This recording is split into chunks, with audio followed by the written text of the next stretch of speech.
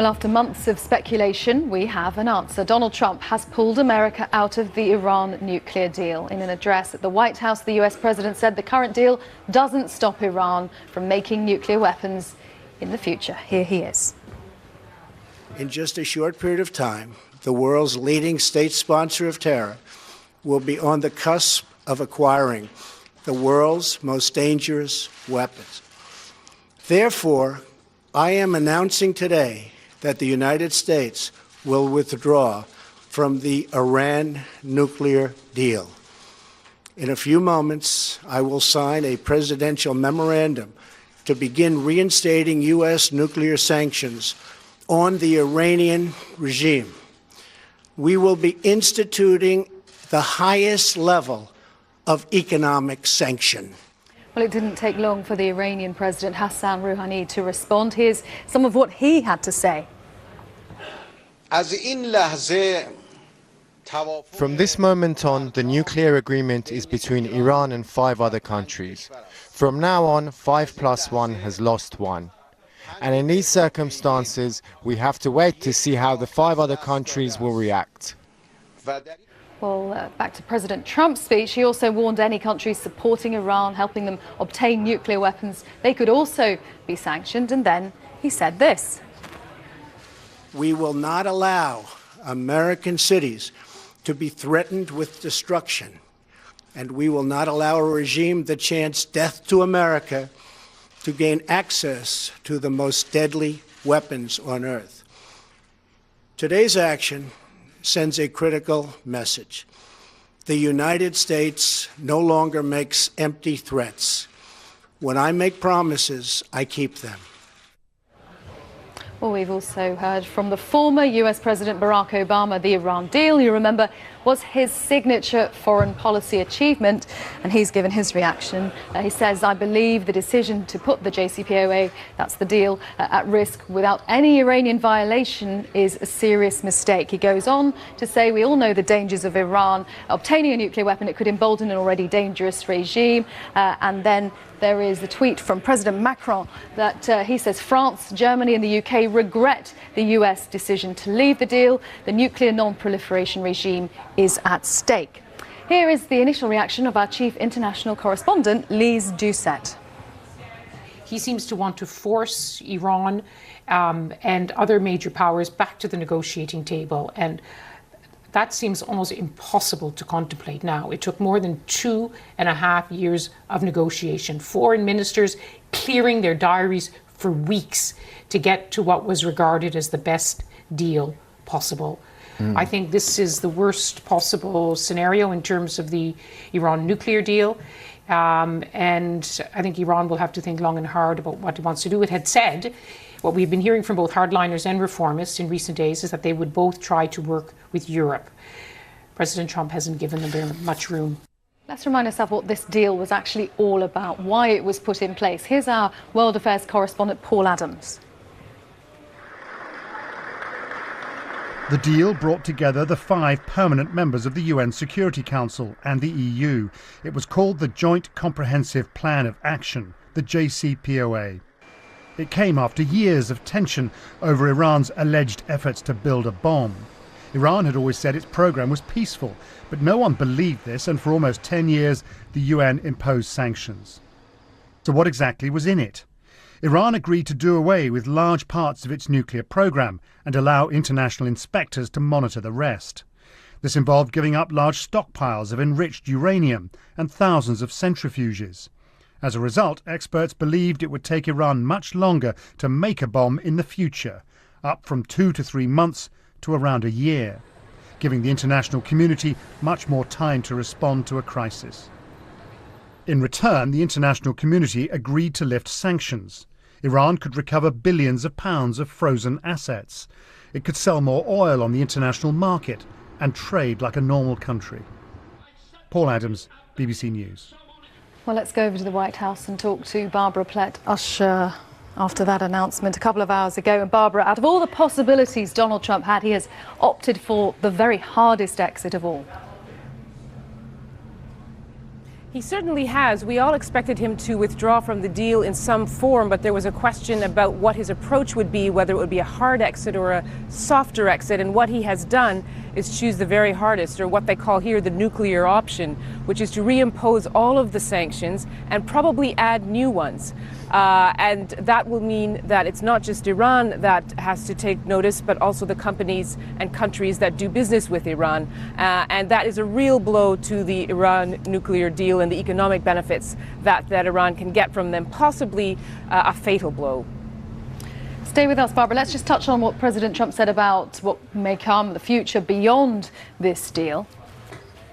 Iran's leaders will naturally say that they refuse to negotiate a new deal. They refuse, and that's fine. I'd probably say the same thing if I was in their position. But the fact is, they are going to want to make a new and lasting deal, one that benefits all of Iran and the Iranian people. When they do, I am ready, willing, and able. Barbara, what are the possibilities of Iran actually agreeing to a whole new deal?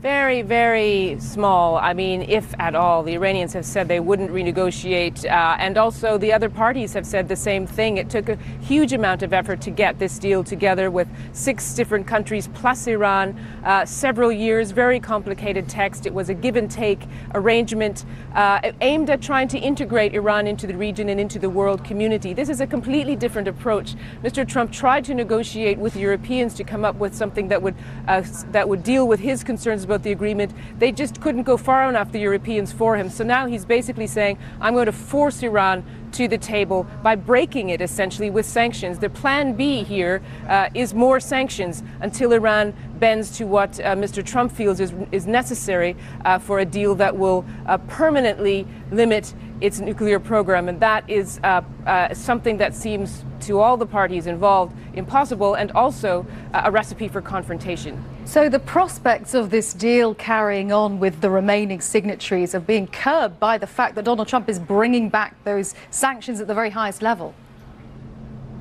Yes, because those sanctions are tied to the U.S. financial system, so it blocks Iran from using that. It's very difficult then for it to sell its oil, but it also blocks companies and countries that are doing business with Iran from using the U.S. business system. They can't have assets here, they can't have interests here, they can't work with that financial system. And you know, everything's intertwined in the global system right now, and it's tied to New York in some way. So the Americans do have huge amount of leverage, and that was very key to the process that led to the deal. That's what really tightened the sanctions after years of UN sanctions to get Iran to the table. So it seems that if you're saying that the deal is going to get any economic benefit to Iran, this makes it very much harder. Having said that, it seems to me unlikely that the Americans will be able to get the kind of tight sanctions on Iran that they had before, because before there was a unified purpose and a limited one, limiting Iran's nuclear deal. Now Iran is going to look like the victim, the Americans are going to look like the culprit, and there will probably be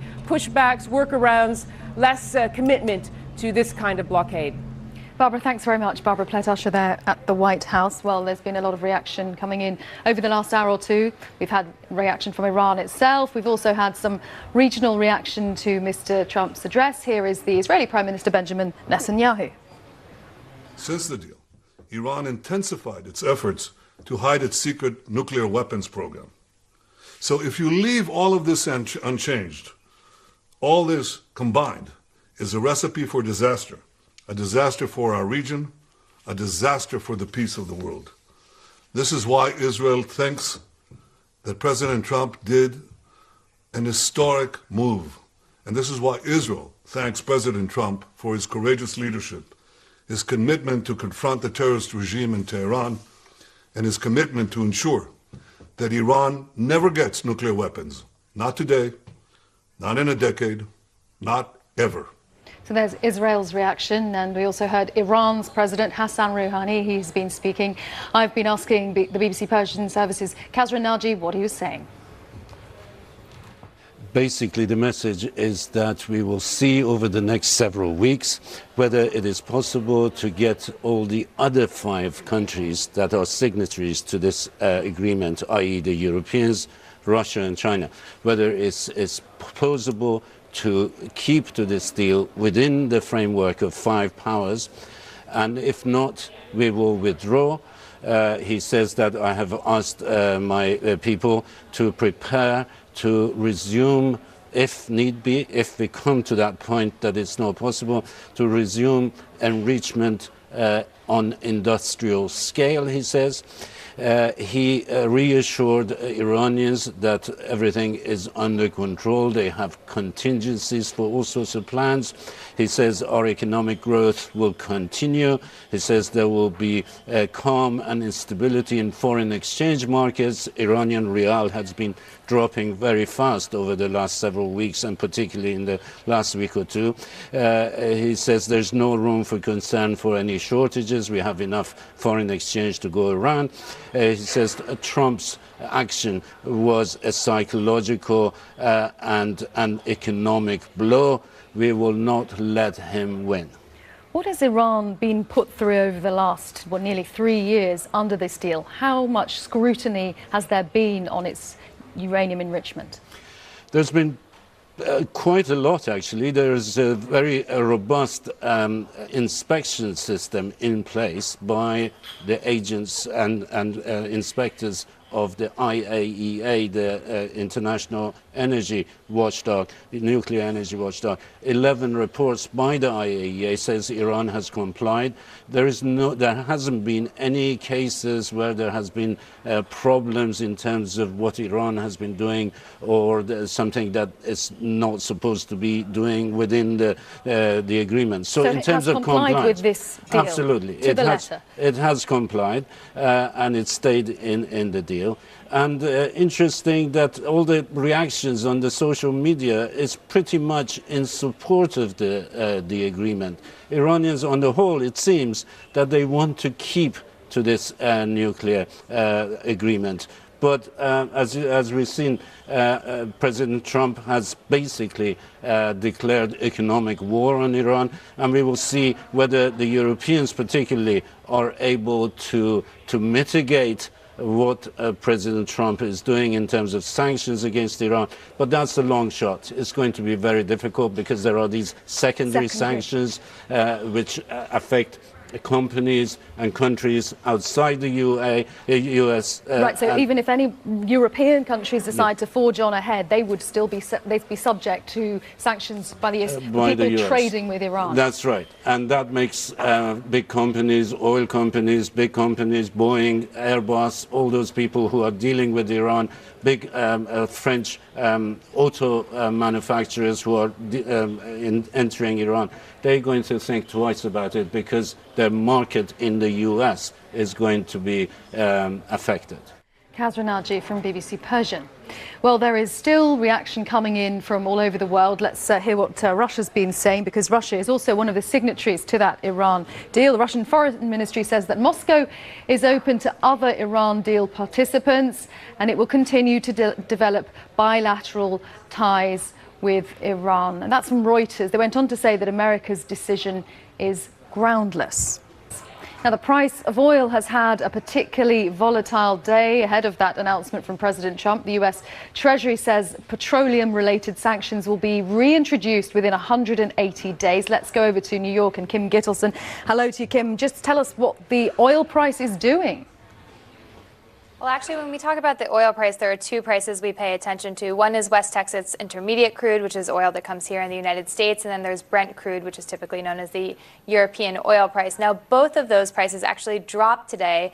Brent crude was down 1.7%. West Texas Intermediate was down 2.4%, which seems surprising given that, as you mentioned, President Trump says that he will reimpose sanctions on Iran's oil industry. Many people think this is probably just a temporary thing, that oil prices will rise in the long term, and that actually maybe traders sort of thought this was baked into the decision. I think another thing that probably impacted this was sort of strong statements out of Europe suggesting that they wouldn't be following the US's lead when it comes to reimposing these sanctions.